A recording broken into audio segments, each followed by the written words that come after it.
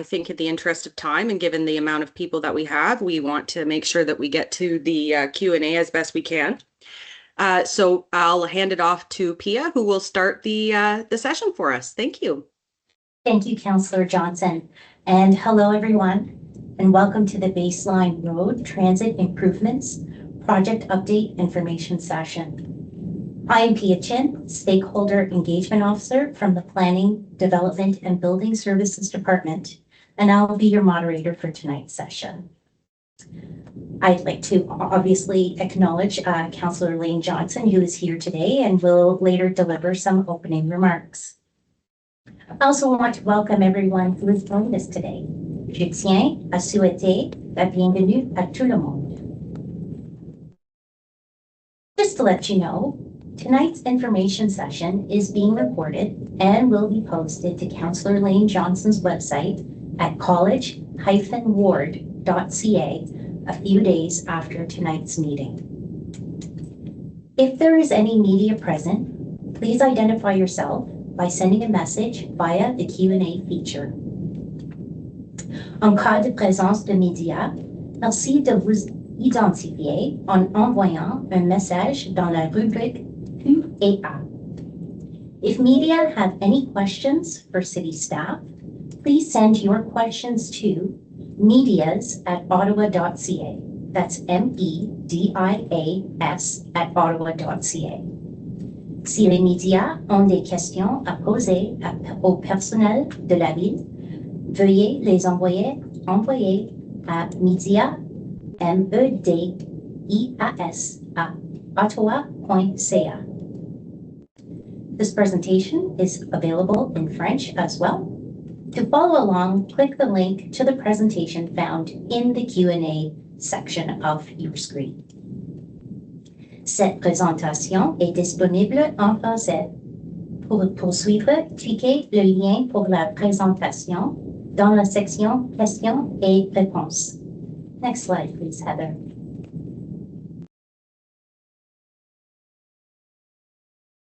I would like to take this moment for a land recognition. Je commencerai la session par une reconnaissance du territoire, honoring the Anishinaabe Algonquin Nation and First Nations, Inuit and Métis people. Ottawa is built on unceded Anishinaabe Algonquin territory. The peoples of the Anishinaabe Algonquin Nation have lived on this territory for millennia. Their culture and presence have nurtured and continue to nurture this land. The City of Ottawa honors the peoples and land of the Anishinaabe Algonquin Nation. The City of Ottawa honors all First Nations, Inuit, and Métis peoples, and their valuable past and present contributions to this land. Ottawa est bâtie sur un territoire non cédé de la nation Anishinaabe Algonquine. Les peuples de la nation Anishinaabe Algonquine vivent dans ce lieu depuis des millénaires. Leur culture et leur présence l'ont imprégné et l'imprègnent encore. La ville d'Ottawa rend hommage au peuple et au territoire de la nation Anishinaabe Algonquine. La ville d'Ottawa rend hommage à toutes les Premières Nations, les Inuits et les Métis, et leurs précieuses contributions passées et présentes à cette terre. Next slide, please. As you can see, we're on Teams this evening, and some quick Teams participation protocol to share with you to run through before we get started. Due to the large number of participants at this meeting, all attendees are on mute throughout the meeting. We will be taking questions via the Teams Q&A feature. You can enter your question by clicking on the Q&A button on your screen, like the one shown on this slide. It is located at the top of your screen. Si vous avez des questions, vous pouvez les soumettre en français ou en anglais en cliquant sur le bouton Q&A situé en haut de votre écran dans Teams. Next slide, please, Heather. Thank you. And I'll now pass it over to Councillor Johnson for some opening remarks. Councillor Johnson. Thank you very much. And thank you to everyone who has come this evening. I'd like to acknowledge that we do have some other councillors in the room with us. We have the chair of the Transportation Committee, Councillor Tim Tierney, with us this evening. And we also have the chair of the Transit Commission, Councillor Glenn Gower, here this evening. We also have Councillor Sean Devine, who in Ward 9 will see the baseline BRT come through his ward. So I'd like to acknowledge that they're here today to listen and to learn with us. So this came about because the first investment for the baseline BRT is an intersection upgrade at Baseline and Greenbank. And we had an open house in November to show the diagrams. It was an information session, and the overwhelming feedback that we received from residents is, I think what I've been referring to as a healthy skepticism about, where this project has been, because it was first identified in 2013 through the Transportation Master Plan then. The environmental assessments were approved in 2017.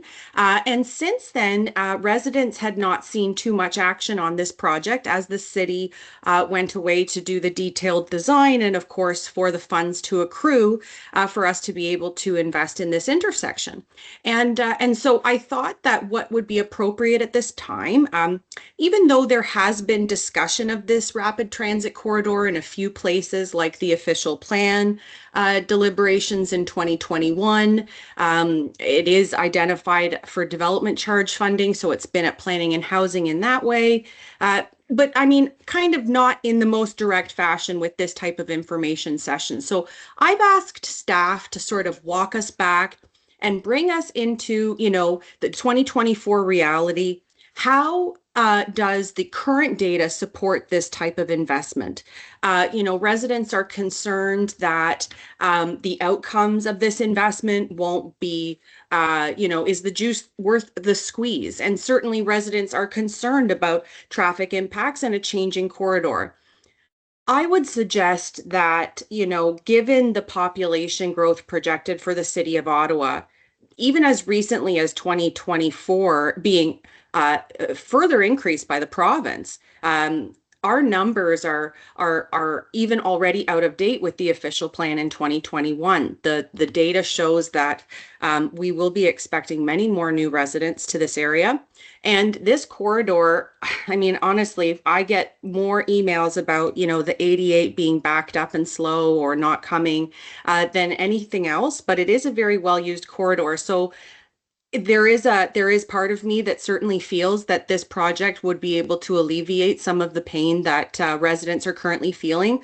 Although, of course, the trade-off is further construction impacts and traffic impacts down the line. But we will have a meeting to discuss those specific traffic impacts further into the spring. But today we want to see, along the full scope of the project, what is it intending to do? How does it work with the LRT, which is already underway in construction in the north? And what can we imagine for, creating real choice for how people move through College Ward and come up from the south of the city as well to access goods and services? So that's sort of my intro. I'm really looking forward to hearing the staff presentation to be able to understand how we got here, what is still, is verifying the project, and how we can communicate that forward in the coming months. So thanks again for all finding a little bit of time this evening. I look forward to the presentation. Thank you, Pia.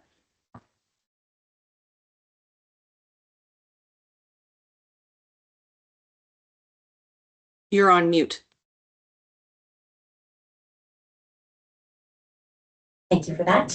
And just as you were speaking about the project team and why we're all here tonight, I will introduce that project team as they have a full presentation to share with you, including the need for transit improvements on Baseline Road, a project overview, a phased implementation, an update on the Transportation Master Plan, followed by a discussion and question and answer session.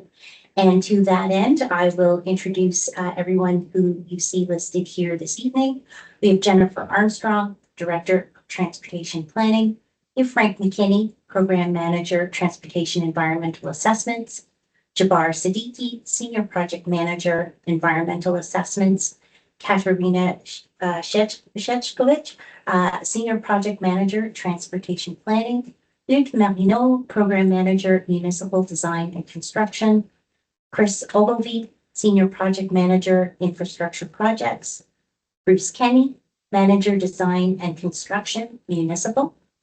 And then there's myself, who I've already introduced, and my colleague Lydia Saint-Chagrin, who's Program and Project Management Officer in the Business and Technical Support Services, and we're here to support the engagement activities for this evening. Next slide, please. And as I have rolled through the agenda already, we can just get started. And I will now throw it over to Jennifer Armstrong. So thank you, Pia, and good evening and welcome, everyone. As Pia mentioned, my name is Jennifer Armstrong.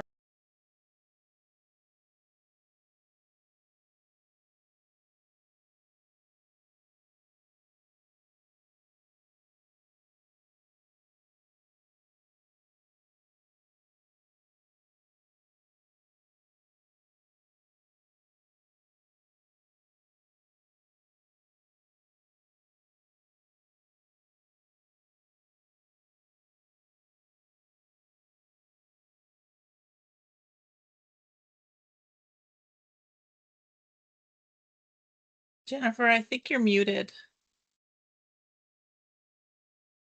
There seems to be a few technical issues. We can hear you now. Thank you.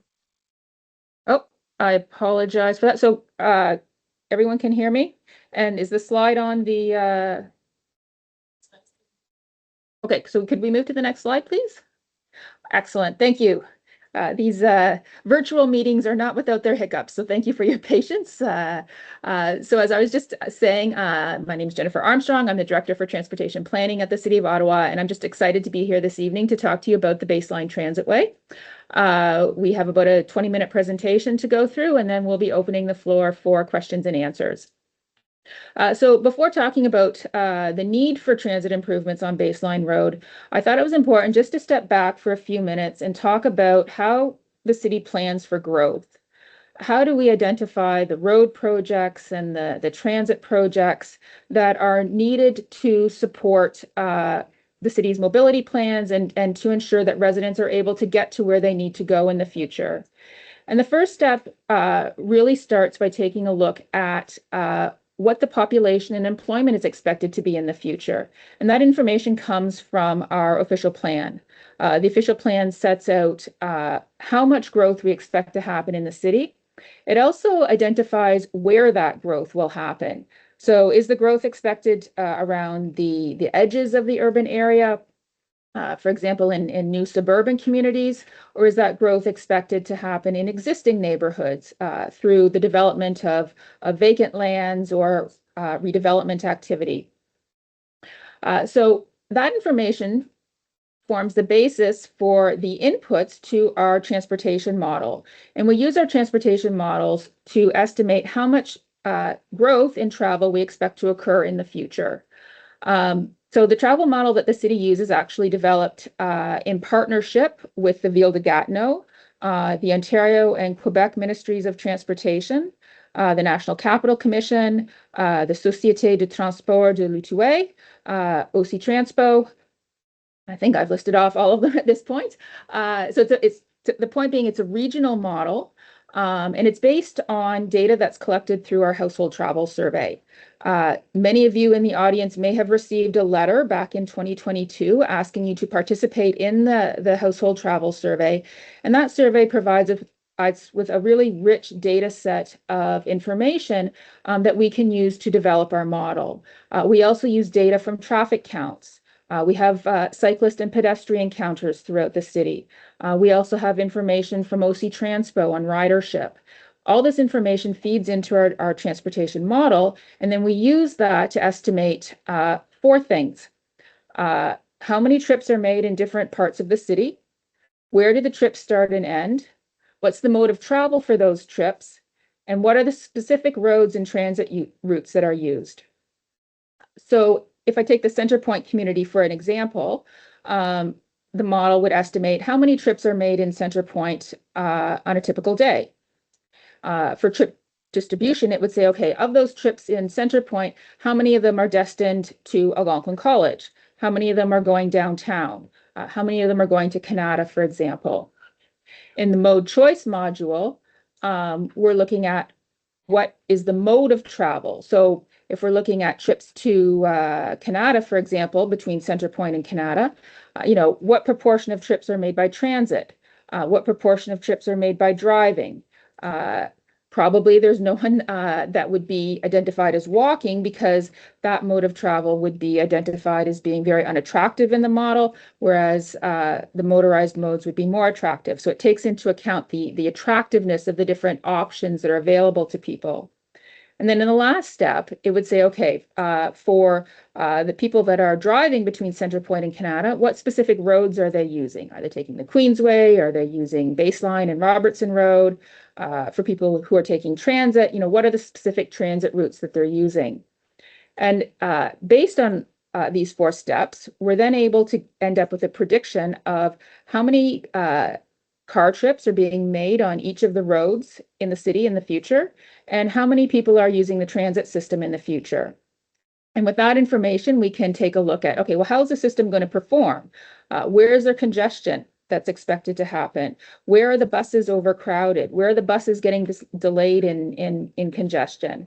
And from that, we then identify a set of projects to address the issues that we're seeing. And we go back and we rerun our model to see how the travel activity changes in response to those projects. So if we make it more attractive to take transit, we'll see a shift in people using transit. If we add traffic lanes, then we may see people shifting to driving. So if you shift to the next slide, you'll see that that process that I've just described is really what was used to develop the 2013 Transportation Master Plan. And that master plan identified the road and transit networks that were needed to support growth to 2031. And as part of that master plan, it also identified the need for the Baseline Transit Way. Now, interestingly, the section of the Baseline Transit Way from Algonquin Station, or Baseline Station, to Heron Station was actually the highest scoring bus rapid transit project in the 2013 Transportation Master Plan. So I know I can't see any of your faces, and that's, I guess, a byproduct of doing these virtual meetings. But I think, probably a question that is running through a few people's minds at this point is, okay, that was 2013. Since then, the world has changed. And you'd be completely right. Since 2013, we've opened the O-Train system. We just recently launched lines 2 and 4 to the south. Travel patterns have changed significantly since 2013, with the shift of many office workers moving to hybrid work. And there's just been a lot of growth and development that's happened since 2013. And that's just a few of the changes. So we are in the process right now of updating our transportation master plan to account for all of these changes using new information and new data. And as part of that update to the transportation master plan, we are reviewing and confirming all of the projects that were identified in the 2013 master plan. And what we're seeing is that the need for many of these projects is actually increasing. There's actually greater demand for these investments today than there was back in 2013. And that's particularly the case with the Baseline Transitway project. So if we go to the next slide, you can see that by 2046, Ottawa is expected to grow by more than 400,000 people. In the previous 2013 Transportation Master Plan, we were only projecting growth out to 2031. So we have another 15 years of growth. As part of that growth, it's estimated that there'll be 24,000 new residents living along Baseline Road. And so building new transit infrastructure is really critical to addressing the mobility needs in this area. The reality is building the number of new vehicle lanes to address the travel needs of this amount of growth, it would be financially unaffordable. And we don't actually have the physical space to build all of that road infrastructure. And I think equally important is the impact that that would have on our communities and the quality of life and the livability of those communities. So transit is a really important element of our future mobility network to be able to accommodate the level of growth that's expected. And I think the little image at the bottom of the screen really highlights this fact. What it shows is that a single traffic lane can carry about 1,500 to 2,000 people per hour. In comparison, a bus rapid transit facility can carry about 9,000 people per hour. So we can build one bus rapid transit facility with one lane in each direction, or we can build 4 traffic lanes in one direction, plus another 4 traffic lanes in the other direction. So 8 traffic lanes to provide the same people moving capacity. But it's not just future needs. Baseline has high transit ridership today. And in fact, the ridership on Baseline is exceeding pre-pandemic levels. Transit ridership has recovered faster along the corridor than in many other corridors in the city. As well, Baseline is critically important for connectivity reasons. It connects to major transit destinations such as Algonquin College and Confederation Heights, and it serves as a critical link in our transit network, which I think is really clearly illustrated on our next slide. So this slide shows the ultimate transit network for the city as identified in the official plan, and this is being reviewed as part of the Transportation Master Plan update. You can see the Baseline Transit Corridor in blue at the bottom, and you can see that the Baseline Corridor connects to Bayshore Station, which is part of Line 1 of the O train. It also connects to Algonquin Station, and the eventual extension of the O train to Barrhaven. It connects to Mooney's Bay Station and O train Line 2. And it also connects to Heron Station, which is part of the Southeast Transitway. So it plays a really important role within the transit network. And I think the question has arisen in the past, well, you're investing in the O train expansion to the west, it run parallels to Baseline. Why do we need another east-west transit corridor? And I think if you look at this network, it really shows that, if depending on where you start and end your trip, if you had to go and use the O train system for many of those trips, it might not be that direct a route. For some trips, it would be, but for others, that might involve significant out-of-the-way travel. And we're really trying to create a transit system that's well connected, that's very reliable, and that allows people to get to where they need to go using very direct routes and not having to go out of their way. So if we go to the next slide, we've talked a little bit about why we need to provide really high quality transit service on Baseline Road. The challenge is that today the transit service is impacted by congestion on Baseline Road. And I think rather than listening to my voice, if you just take a look at the image on the screen here, it really shows the challenges that OC Transpo has delivering transit service on Baseline. The buses are delayed in congestion. So it means that transit riders have high travel times, but it also means that buses are not very reliable. The challenge with congestion is that travel times are very variable, and so it's hard for OC Transpo to provide a reliable service because it varies from day to day. And all that means is that the customer experience along the corridor is really poor, and it also increases the operating costs for OC Transpo. And unfortunately, the expectation is that those transit delays will get worse over time if we don't have more of a shift to transit. There's also delays as buses pick up passengers using some of the bus bays along Baseline Road. Ideally, drivers would let the buses merge back into traffic, but the reality is that doesn't always happen, and so the buses are delayed, waiting for a gap to be able to continue their route.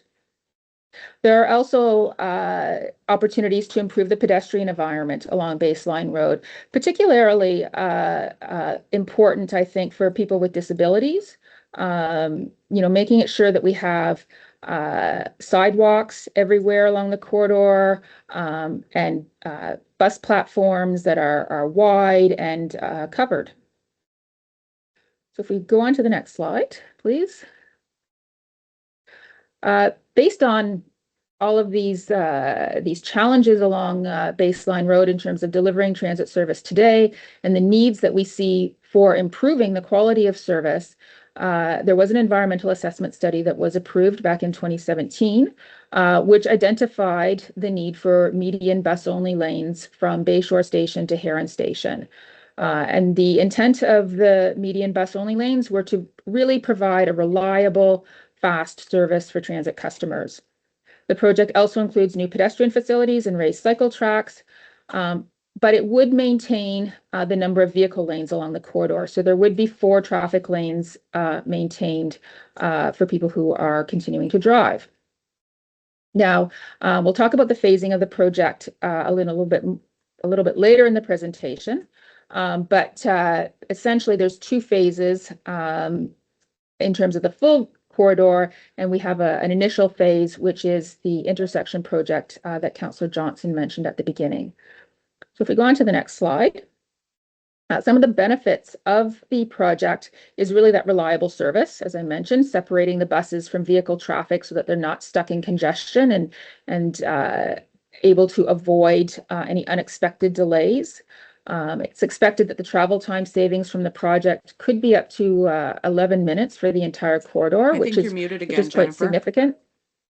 Oh, sorry. I'm muted again. Have I been muted for a while? No? Okay, sorry. Somebody must have hit a button. Apologize for that. So I think I was talking about the travel time savings along the corridor. I also mentioned, lower operating costs for OC Transpo, improved access to the destinations along the corridor, as well as to other rapid transit facilities within the network. And just as well, a more comfortable and convenient experience for transit customers. Covered stations, nice wide platforms, safe and signalized crossings would all be part of the project. And all of this, the more reliable service, the travel time savings, the comfort and convenience, will all help to attract ridership to the corridor in line with our objectives in the official plan. Go to the next slide, please. This slide just shows a rendering of what the corridor could look like. It includes a complete street design with new sidewalks and cycle tracks, as I mentioned, as well as protected intersections. It would be designed to meet the city's accessibility standards. And just as an interesting point, the median lanes would be able to be used by emergency vehicles, so fire and ambulance and police, so that would improve response times for emergency services and ensure that those vehicles also aren't having to deal with the congestion along the corridor. The next slide. So as I mentioned, the project is expected to be implemented in phases, and phase 1 is the transit priority measures that would be implemented at the Greenbank to Constellation section of the corridor. The detailed design for this project was prepared in 2024, and it's anticipated to go to construction this year. If we go to the next slide, it provides just a little bit more details about what that project involves. So there'd be a reconstruction of the Greenbank and Baseline intersection to include dedicated bus priority lanes. There'd be new sidewalks and raised cycle tracks, as well as enhanced bus stops and shelters. There would be no change to the turning lanes and through lanes at the intersection. And in fact, some of the turning lanes would actually be extended in length. However, the merge lanes at the intersections would be repurposed to be able to provide the dedicated bus priority lanes. Phase 1 also includes providing dedicated bus priority lanes eastbound on Baseline between roughly Offenbach and Constellation, as well as northbound at Constellation. And in all cases, though, again, 4 through travel lanes would be maintained on Baseline Road. Next slide. So in terms of project benefits, really, the project is intended to improve the level of service that transit customers experience, both by reducing travel times, but even more importantly, by helping to improve the reliability of the service. There's also potential for lower operating costs for OC Transpo. Currently, there's about 4,000 customers per day that use this segment, and it's expected that these customers would save about 30 to 150 seconds per trip. Which in total would result in a savings of about 1.8 million customer minutes per year. Now, 30 to 150 seconds may not necessarily seem like a huge savings. To just put that in context, imagine a situation where you're driving at one of the major intersections in the city, and you want to turn left, and you pull up to the light, and just as you get to the light, it turns red. And you have to wait for all the other movements at the intersection to go before you're able to move. That delay that you would experience is about 90 to 100 seconds.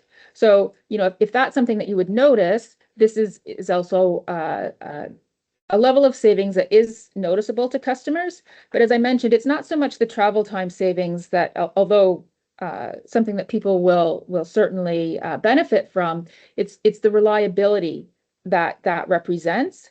That's the major benefit to customers. By allowing OC Transpo, to provide a more reliable service where customers can have confidence that buses are more likely to arrive on time, that certainly is a benefit and a key reason for proceeding with the transit priority improvements here. I would also note that the savings are expected to increase as ridership along the corridor grows, which is expected as part of the New Ways to Bus network changes. In particular, there's a new Route 68 that's being introduced from Terry Fox Station to Algonquin Station, and as well amended Route 88, which will provide service between Bayshore Station and Algonquin Station. The project also includes upgraded bus stops, as well as safer and more comfortable pedestrian and cycling facilities. The next slide. So as I mentioned, construction on phase 1 is expected to start in the spring and will wrap up in the fall of 2026. As part of this project, the city will be developing traffic management plans to try and mitigate the impacts of construction on traffic. There will be lane restrictions, but the expectation is that the intersection will remain fully open during all phases of construction. In addition, the project team will be coordinating the construction activities with other adjacent construction projects, including any ongoing O-train construction work that's being undertaken. There'll be notices distributed to stakeholders and the public with updates about the projects and information on the work will be happening at the intersection. And as well, the team will be actively working with community stakeholders to implement solutions to manage the traffic impacts during the construction period. So if we go to the next slide, phase 2 of the project would be construction of the full transit way from Algonquin Station to Heron Station. So that's the blue section of the corridor in the slide. That project is currently design has been completed for it, and we're just waiting funding for implementation. As I mentioned, we're taking the look at the need and timing for the project as part of the Transportation Master Plan update. Certainly, we've seen the need for the project as I've just talked about, and the fact that need is actually higher than when it was initially identified back in 2013. But we'll be looking at how that project prioritizes in terms of timing relative to the other rapid transit projects that are also identified in the 2013 Transportation Master Plan, and any new rapid transit corridors that might be identified through this current update. We go to the next slide. It shows phase 3, which is the green section of the corridor between Bayshore Station to Algonquin Station. Again, similar to phase 2, it's the full transitway with median transit lanes. For that section of the corridor, the preliminary design is complete, and we're awaiting funding for detailed design and implementation. This project was identified not in the affordable network of the last Transportation Master Plan, but in the ultimate network. So we expect the project timing to be potentially longer term, but again, we are reviewing that as part of the Transportation Master Plan update. Next slide. And with that, I'll just wrap up with a few words about the Transportation Master Plan update. So we can go on to the next slide. So we're right in the midst of the work right now, developing the travel forecast and identifying the projects, both the road and transit projects that are needed to meet travel needs to 2046. And then once we've identified what the future road and transit networks what we need to invest in for those networks, we'll be looking at prioritizing the projects and developing implementation timelines for those.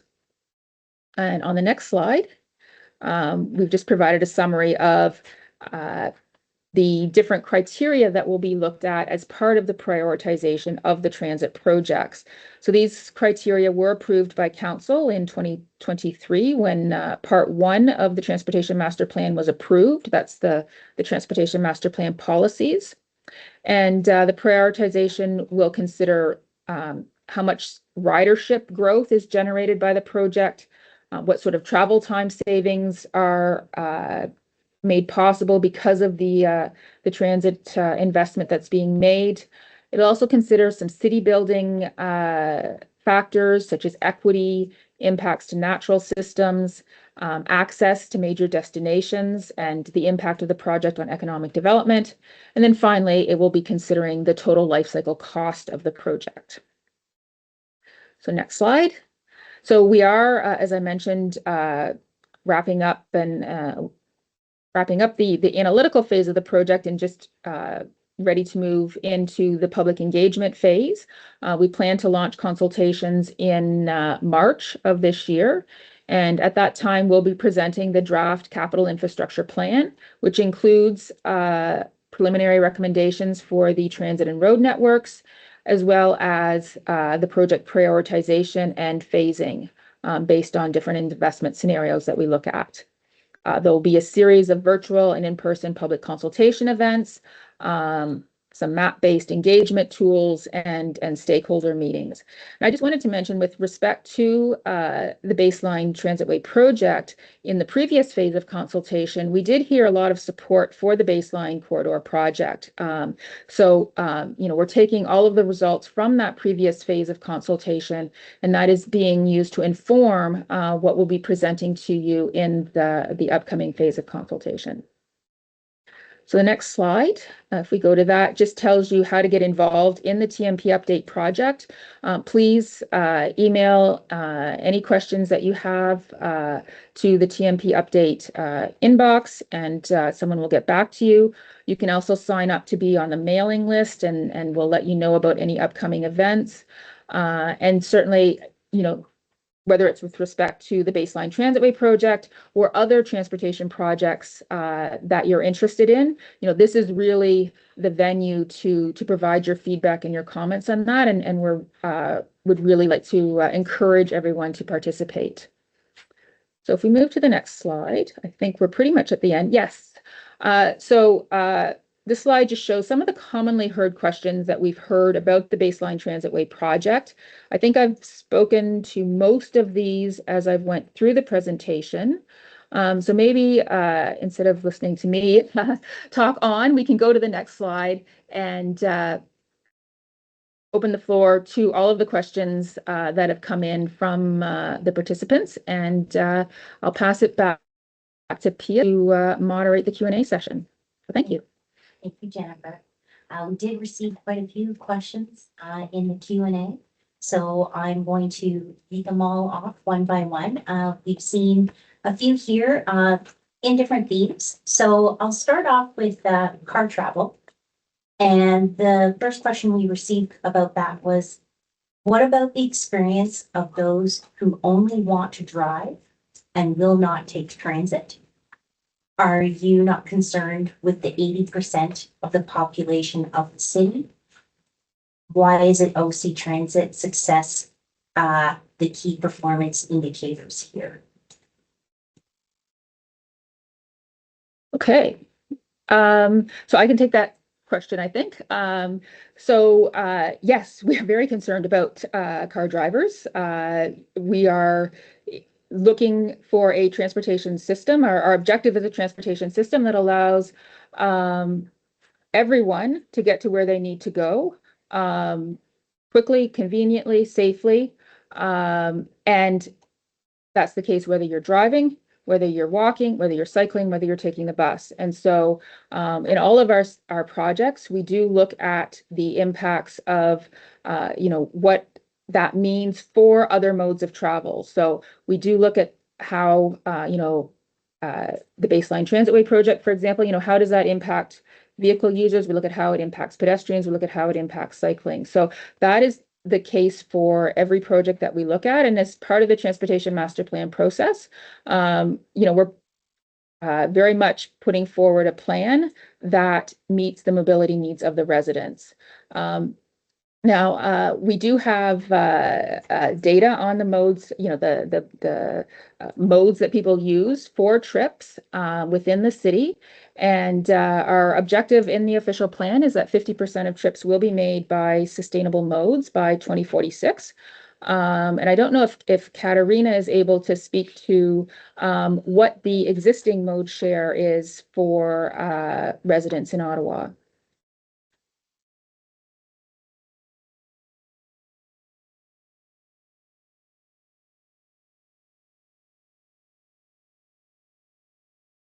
Thanks, Jennifer. I certainly can share that information. Good evening, everyone.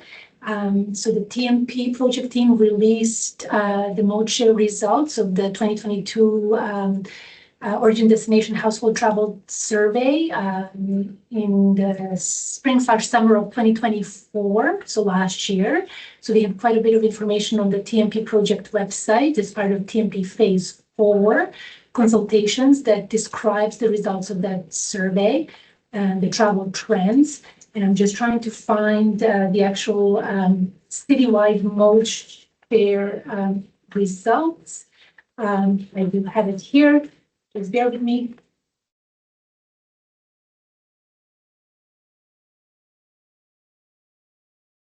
So yeah, for citywide mode shares, we have seen an increase in walking and cycling when we compare the 2022 data to 2011, which was the year that the previous Origin Destination Survey was conducted. So in 2022, the walking mode share was 14.2%.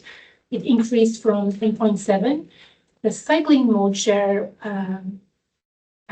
pretty much doubled. So the cycling mode share was 3.9% from 1.9 in 2011. And the driving increased very little. It was at 54.2%. It increased to 54 from 53.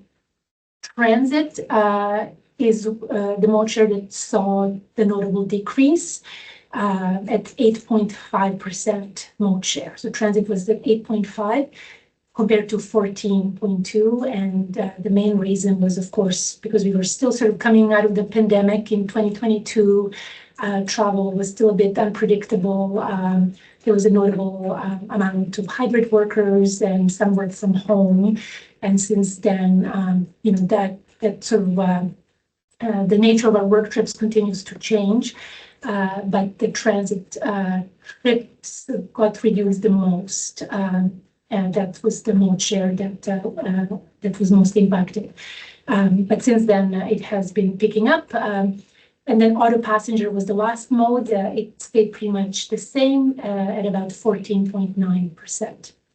If that was helpful. Thanks, Katarina. So that I just wanted to give a snapshot of the, how residents in the city are currently traveling. And certainly we are continuing to collect more data on travel patterns and are expecting to head out with a new household travel survey in 2025 to further collect information as travel patterns continue to evolve. And that is being reflected in our transportation master plan, something that we're very much taking into account. Thank you. Very much. Also a question about cycling.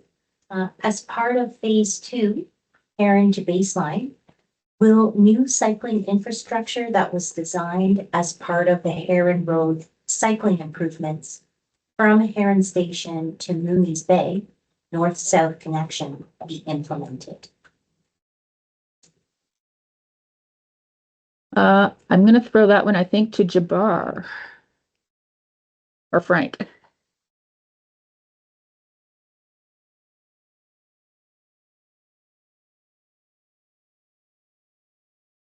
Hi. Yes. Can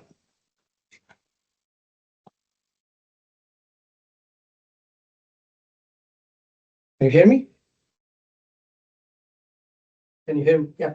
Okay. Yes, we have included as part of the functional design that was completed and also the detailed design that we have recently completed. So the raised cycle tracks is part of the detailed is part of the project from Heron all the way to Algonquin College. There may be some connections that are coming north-south. So staff has looked at it, and where possible, I mean, those connections have been provided.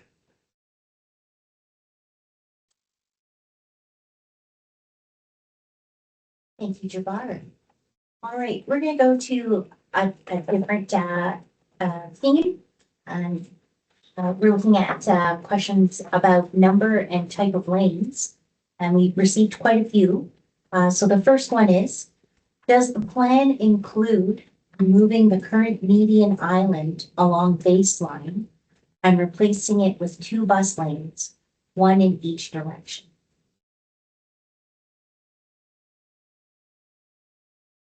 So I'll toss that one to Frank.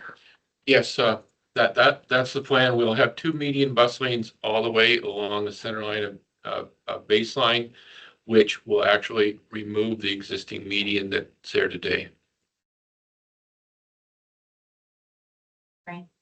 The next question in this category, given that the plan for some intersections seemed to be close to, I'm guessing 45 meters, almost half a football field in width, is there any possibility of reducing the amount of car lanes to 1 along the very wide sections to help with safety for people crossing, make the street more attractive, and help ease speeding concerns? Okay, so I'll take that. So we took a look as part of the EA analysis if we could remove car lanes, and but because of the analysis we completed with traffic, it was deemed that we could not remove the travel lanes. We had to supply a certain amount of level of service for existing cars, keeping in mind that we're doing a transit priority project or a transit project, and it just wouldn't work because the congestion made by that single lane would not support traffic volumes that are required along the route. Thank you. The next question would be, most of the data I've seen shows that adding lanes for cars typically has little benefit when it comes to throughput, since the biggest causes for congestion are at intersections. So we'd be spending a lot of money for little benefit and a bunch of added danger, to me, it seems. So more of a comment. I don't know if anybody wanted to respond to that. If not, I can move along. So we aren't actually adding any or changing the number of vehicle lanes along the corridor, but in general, that is correct. The intersections are typically the bottlenecks in any transportation system. The reason for providing a continuous transit lane along the baseline corridor, or in general for transit ways, is to be able to provide that high level of reliable service along the entire corridor, and not to have queues from the intersections that are spilling back and influencing the bus travel along the corridor. And any other unforeseen events that might happen in the corridor, like collisions or whatnot, that could impact transit travel. And just given the spacing of the intersections, often, when you provide a priority lane for transit, having it expend the full length between intersections is the most logical, I guess, in terms of how that design works. Frank, anything that you would add to that? Yeah. Okay. Thanks, Pia. You're welcome. Continuing on, do your models take into account induced demand, which is created by expanding roads? Oh, sorry, go ahead. Oh, sure. Sorry, I didn't mean to cut you off. It sounds like widening roads is an attractive choice in your model when studies on induced demand shows that it is not a solution to ease congestion. So absolutely, our model takes into account induced demand, and that is one of the strengths of the model. So when we add in the model a new project, the model estimates how people will change their travel behavior in response to that project. So yes, if we add a new vehicle lane in the model, it will estimate that people will shift from transit to driving, but that doesn't, then that may create other challenges in the network. Similarly, if we invest in a transit solution, the model will predict that drivers will shift from from driving to transit. So we are accounting for induced demand within the model, and our approach for the Transportation Master Plan, which was endorsed by Council as part of the policy document that went forward in 2023, is to look for transit solutions first to meet future mobility needs, and then where we still have excess demand, look for improvements in vehicular capacity. And that's particularly important in our growing suburbs where roads are needed just to provide access into those communities. And so, it's really the context of the project is also really important. But yes, induced demand is something that we absolutely consider as part of our modeling. All right, I'm looking at how many other questions we have in different categories. So I'm going to leave that one for right now, come back. And I'm going to read out some of the questions we've received about the Transportation Master Plan. And the first question was, I would like to know, how does BRT take into account bicycle infrastructure and options? Thanks very much. So I'll jump in, and Katarina can assist. Katarina is actually the lead for our Transportation Master Plan.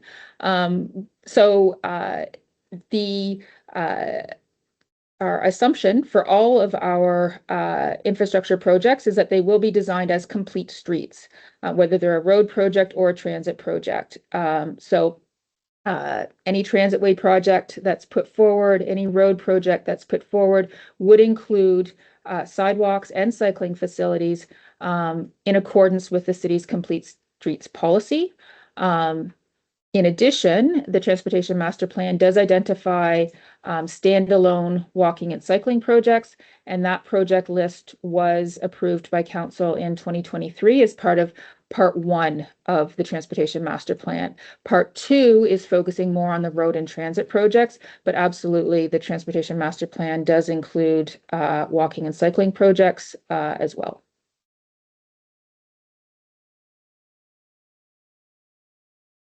The buses are not really delayed at Greenbank. They are congested past Fisher. So why is Greenbank being the corridor slated to be disrupted?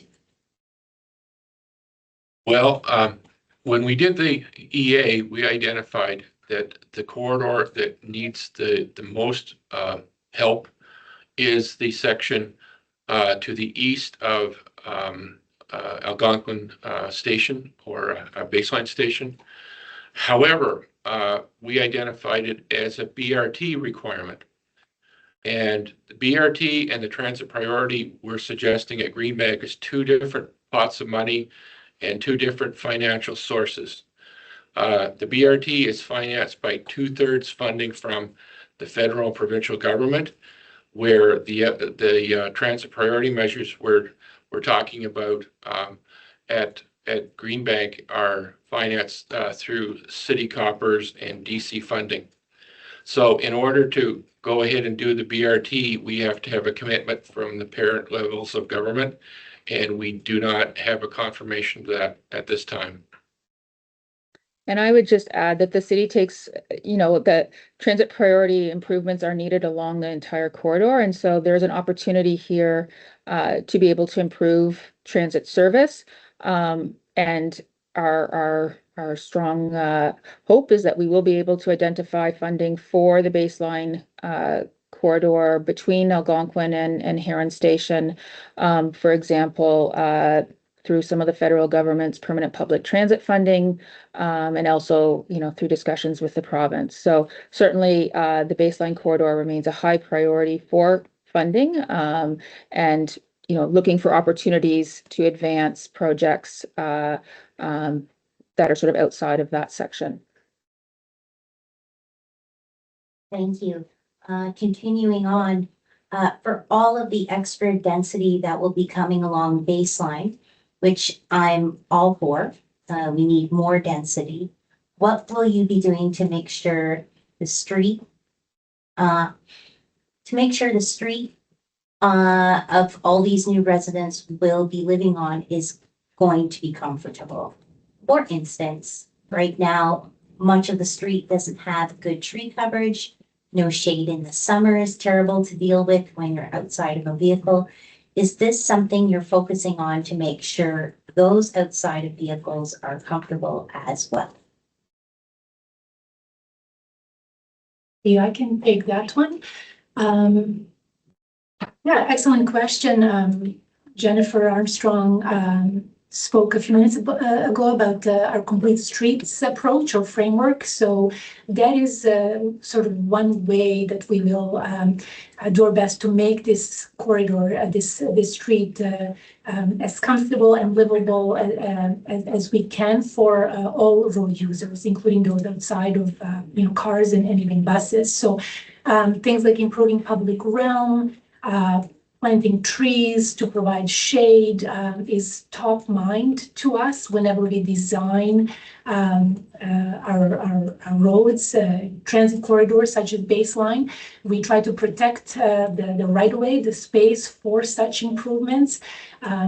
Increasing the tree canopy is also one of the goals that has come through the climate change master plan. So, in addition to sort of increasing travel capacity for multiple modes, we are also paying attention to comfort and accessibility needs of users of all ages and abilities. So we put that lens for sure and implement those features into our design. Thanks. Thank you, Karen. Another question, phase 1 seems to have less of a requirement than phase 2. Shouldn't phase 2 have been given priority and commenced first? So yes, ideally we would have started with phase 2. As Frank mentioned, it's a question of funding. We don't have the funding commitment from senior levels of government at this point that would allow us to proceed with the project. And so in the interim, we have this opportunity to improve transit operations at the phase 1 segment. And so we are pursuing that. But yes, ideally phase 2 would have been our preferred starting point. Are the phase 2 plans available online? Frank? The environmental assessment is still, I think, online, or is it, Jabbar? Because it's completed, so it's not online.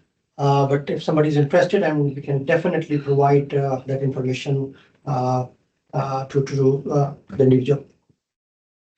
Yes, and we can make sure that information is Yeah, added to make that available. I guess it's just not there because it was completed 9 or so years ago.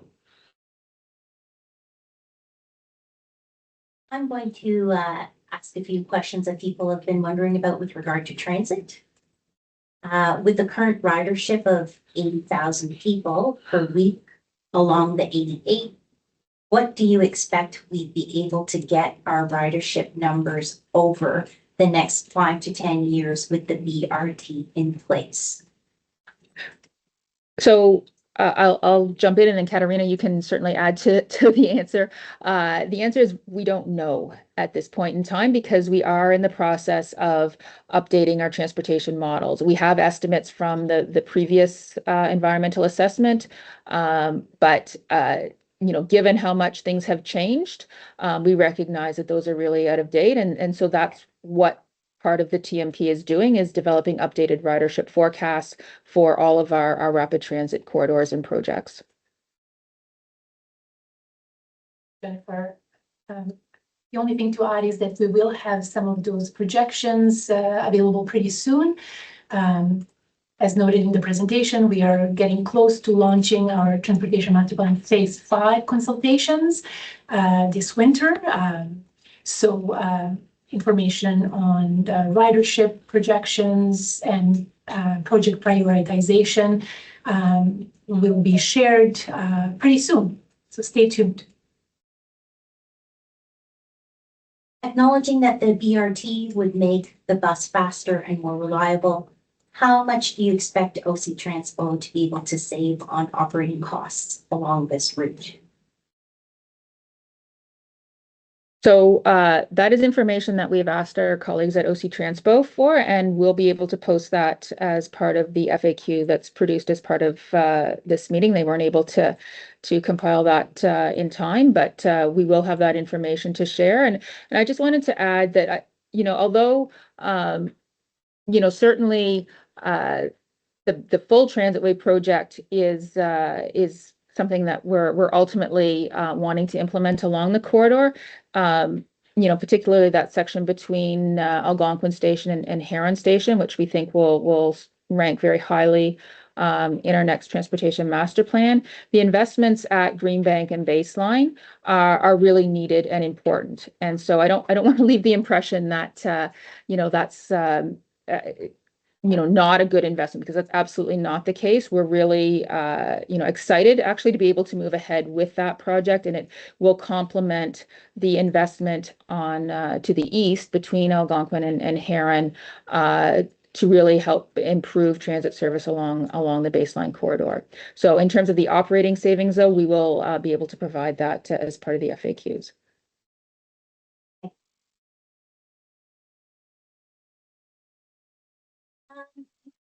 How much cheaper could the project be if we were to reduce it to one lane for cars along the full length of the BRT? I'll throw that one to Frank or Jabbar, but I'm not sure that information is available. No, once we made the decision in the EA that it wasn't possible to reduce the car lanes, the cost kind of went off the board, or the requirement for the cost, because it was just impossible to reduce the number of car lanes along Baseline because of congestion. Right. So you never looked at a cost scenario? No. With one lane? With one lane for vehicles. No. There would still be a fairly significant cost involved, though, in providing all of the protected intersection treatments and the stations. So, there is, it's not that the cost disappears just because, you're not investing in the widening. There is still a very significant investment at the intersections and stations.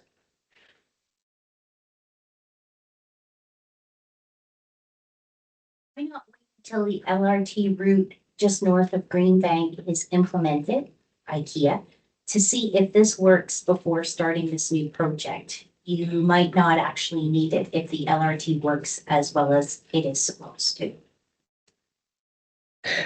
So I think, we see the two projects as complementing each other. It's not that people will take one or the other.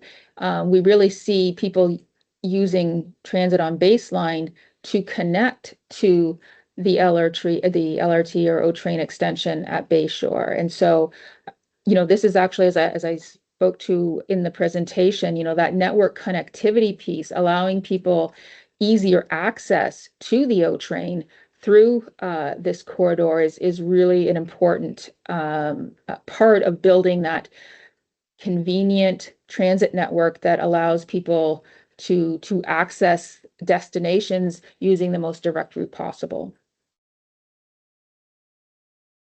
There's a question about baseline corridor. Through most of the baseline corridor, you have 30 meters available, but your design calls for 32.7 meters. How do you reconcile or remedy this? I'll throw that one to Frank or Jabbar. In the official plan, the right-of-way identified for a BRT corridor is in the range of 45 meters, 44.5, one or the other. And we realized the effect it would have on the properties along baseline if we were to build it as per normal standard looks. So what we did is we went back and narrowed the footprint from 32.7 to 36.9 at locations, not station locations, but mid-block locations, so that we would limit the amount of effect we have on the adjacent properties. One other question about the baseline corridor. It was stated during the presentation that 24,000 new residents are projected along the baseline corridor by 2046. This is the size of a new city in terms of magnitude. What is the status and timing for the city's completion of the proposed baseline corridor secondary plan, which is required immediately to receive and guide the projected new growth in this area?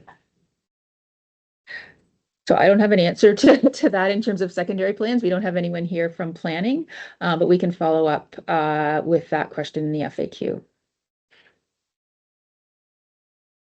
A few people have asked questions about affordability and funding.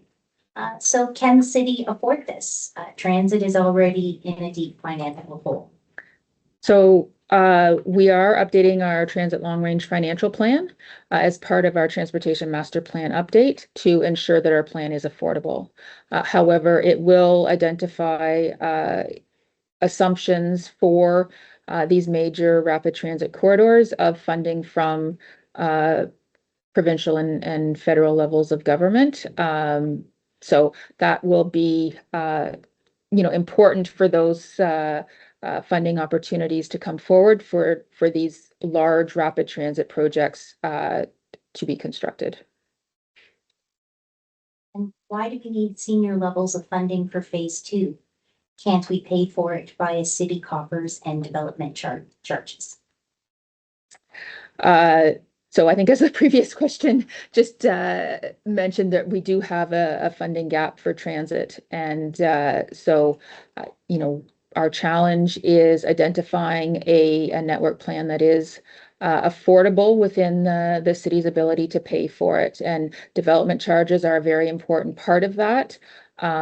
We also use tax dollars to fund transit projects as well, because they're not all eligible for development charge funding. The development charge legislation has rules around what proportion of a project can be funded through development charges, and there's a component, the part of the project that benefits existing residents cannot be funded through development charges. So all of our projects are funded through a combination of development charges, tax revenue, and as I mentioned, for these really large projects, we look for that support from the senior levels of government. Just putting that comment into context, the municipalities cannot afford these projects on their own. So Ottawa is the same as any other municipality in Ottawa, or in Ontario, I'm sorry, that has to get funding from senior levels of government. Is there any kind of benefit agreement for parcels along baseline to fund this via some of the massive approved developments? Why are we waiting on the feds to pave a road with some extra paint? Again, I think that's one we may have to put to the FAQ. I'm not aware of any mechanism that would allow us to collect sufficient funding through adjacent developments, except through development charges. That's really our primary funding mechanism that all developers would contribute at the time of development.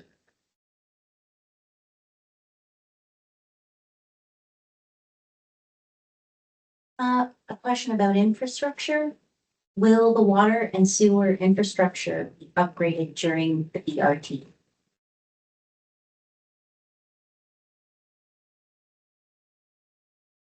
Well, I'll start, and then maybe Frank or Jabbar can jump in. I would say the city always looks for coordination opportunities. And so if there's a need identified, that would be something to consider. And we also have, I know, staff from infrastructure services on the line if they want to jump in as well.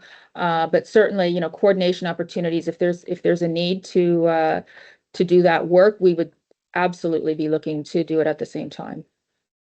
And I see, Yes, if you have anything to add. Regular program manager with design and construction. So as part of this first phase of baseline Green Bank, there's no underground needs has been identified.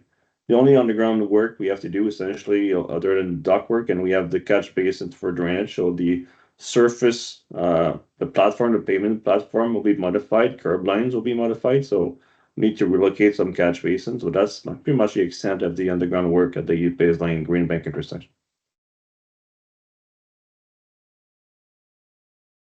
Thank you.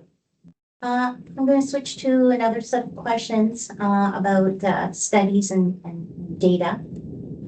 We have a question that says the following. It seems like the project is based on 2012-2013 data, was approved in 2017, and is now about to be executed in 2025. Given the many changes in work patterns, more people working from home, OC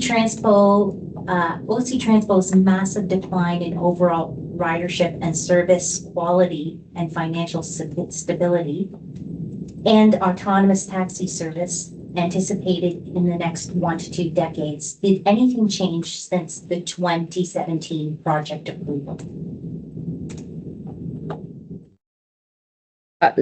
So obviously things have changed since the 2017 project was approved.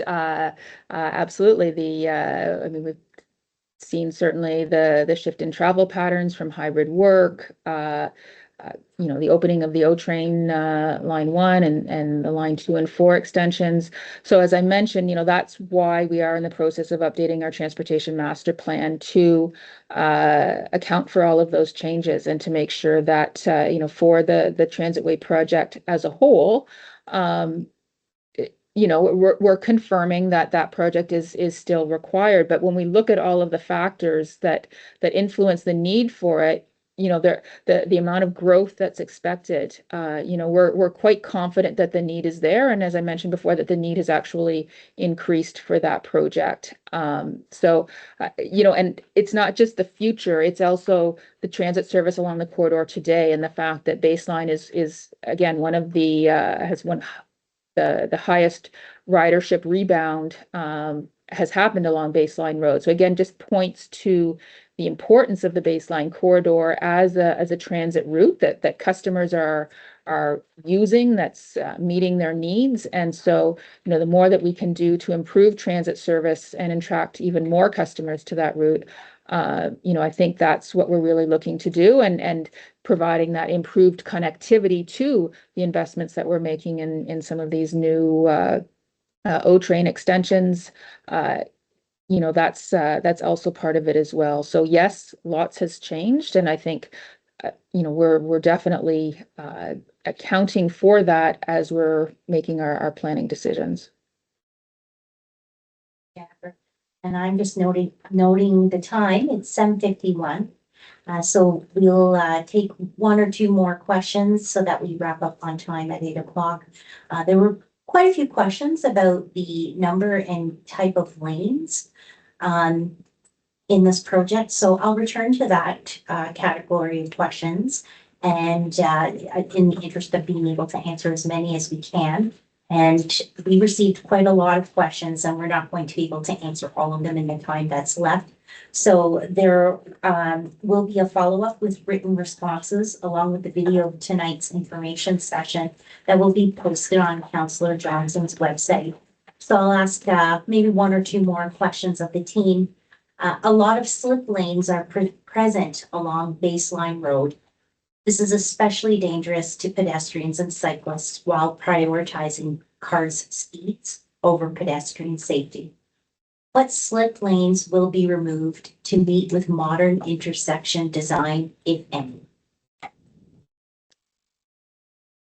Frank or Sure. Yeah. So for Greenbank, I'm assuming you're talking about Greenbank and Baseline Road, and there are slip lanes that are present today that will be repurposed as bus lanes through the Greenbank Road intersection. Not a lot of people know what slip lanes are for anyway. It's not going to be a big loss to the intersection, and it will provide much improved transit service through Greenbank Road intersection. And just for clarity, I think the slip lanes that, for those that may not know what that is, it's sort of this short acceleration lane that when you're making a right turn movement, and the reality is most drivers do not actually use those lanes. They stop and yield to traffic and then move over. So that space is being repurposed for transit, and the whole intersection is being designed as a protected intersection to again make it more safe for pedestrians and cyclists.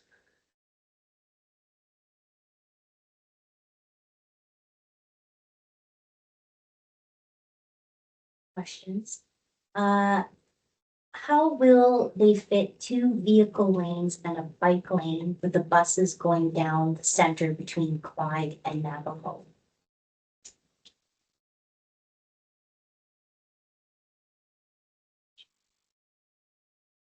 Okay, I can see Frank and Jabbar So that's thinking about the design. You're able to answer that one? so I guess the best way to imagine it is you'll have 2 centerline bus lanes on the either side of a median, and then you'll have 2 car lanes, a boulevard, a cycle track, and a sidewalk. And that cross section will be accommodated in the numbers I gave before of somewhere between 32.7 and 36.9. And as we mentioned previously, we can post the designs and the EA studies online that will actually show the functional design for all of the sections of the corridor. Yes, we can do that. One last question here as we wrap up the evening. How accurate do you think the timeline is for the phase 1 project? We experienced significant delays to the 417 interchange construction. So maybe I'll let our colleagues in infrastructure services respond to that one.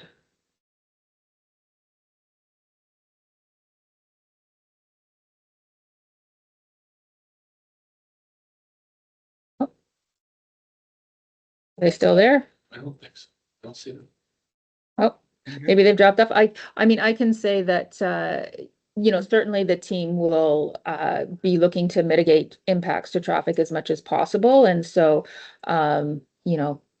making sure that the start time of the project may shift. It is dependent on property acquisition, but once construction starts,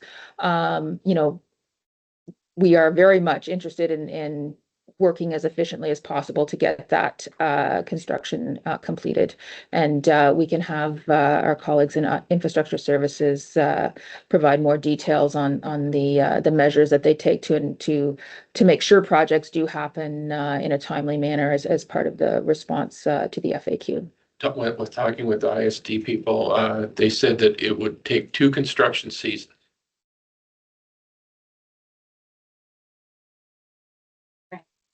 Well, I think that brings us to the end of our question and answer period. And thank you everyone for sending in all of these questions. We tried to get through as many as we could.